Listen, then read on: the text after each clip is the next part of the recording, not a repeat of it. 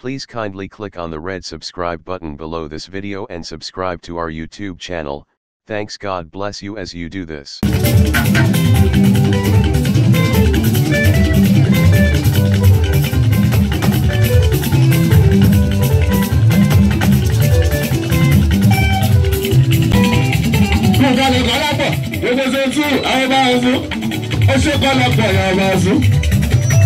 Dàńgbé ẹni abájẹ́ nù wọ ẹ̀rọ tó lówó.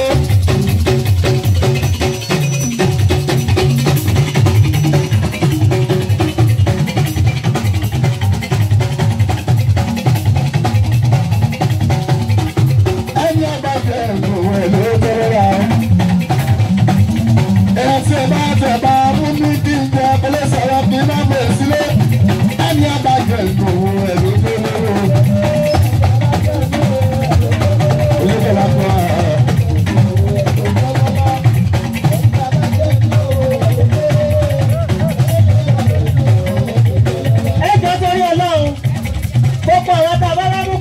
Lọ́kùnrin lóbìnrin Bukare ti fẹ́ jó báyìí o, a fẹ́ gbowó búlọ́ọ̀kì àtowó sìmẹ́ǹtì o, a tún máa gbowó ilẹ̀ tá a kọ́lé sí o, a máa gbowó ilẹ̀ tá a kọ́lé sí o.